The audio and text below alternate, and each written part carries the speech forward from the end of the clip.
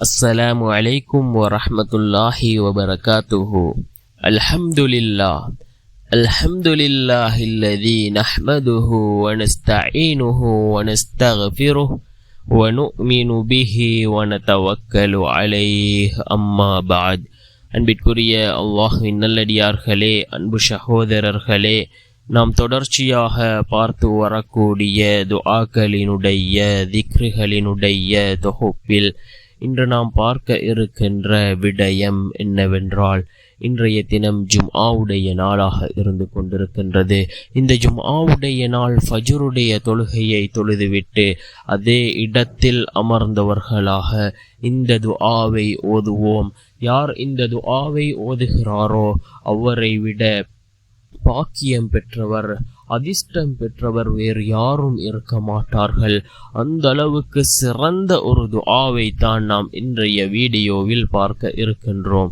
அன்பார்ந்தவர்களே, அல்லாஹ்வின் நல்லடியார்களே, அதிகமானோர் நம்முடைய சேனலை சப்ஸ்கிரைப் செய்யாமல் பார்த்து கொண்டிருக்கின்றீர்கள். நீங்கள் சப்ஸ்கிரைப் செய்து லைக் இடுவதன் மூலமாக நமது சேனலில் உள்ள வீடியோக்கள் இன்னும் பல சகோதரர்களுக்கு கொண்டு போய் சேர்க்கப்படும். அவர்கள் அதனை பார்த்து பயனடைந்தால் அதற்குரிய கூலியை அல்லாஹ் உங்களுக்கும் வழங்குவான். அன்பார்ந்தவர்களே, அல்லாஹ்வின் நல்லடியார்களே, இன்றைய தினம் ஜும்ஆவுடைய நாளாக இருந்து கொண்டிருக்கின்றது. ரசூலுல்லாஹி ஸல்லல்லாஹு அலைஹி வஸல்லம் அவர்கள் கூறினார்கள், ஜும்ஆவுடைய நாளில் ஒரு நேரம் இருக்கின்றது. அந்த நேரத்தில் நீங்கள் கேட்கக்கூடிய துஆக்களை அல்லாஹ் ஏற்றுக்கொள்கின்றான் என்று கூறினார்கள் ஸல்லல்லாஹு அலைஹி வஸல்லம் அவர்கள். சில இமாம்களின் கருத்துப்படி ஃபஜ்ருக்கு பின்னால் உள்ள நேரமும் துஆக்கள் ஏற்றுக்கொள்ளப்படக்கூடிய நேரமாக இருந்து கொண்டிருக்கின்றது. அன்பார்ந்தவர்களே, அல்லாஹ்வின் நல்லடியார்களே, இந்த துஆவை நாம் ஓதுவோம். இந்த துஆவை யார் தினமும் 100 தடவை ஓதி வருகிறாரோ அவருக்கு 10 அடிமைகளை விடுதலை செய்த நன்மைகள் கிடைக்கும். மேலும் அவருக்கு 100 நன்மைகள் எழுதப்படும். அவரது 100 தீமைகள் அளிக்கப்படும். அன்று மாலை வரை ஷைத்தானிடமிருந்து பாதுகாப்பு கிடைக்கும் என்று கூறினார்கள் ஸல்லல்லாஹு அலைஹி வஸல்லம் அவர்கள்.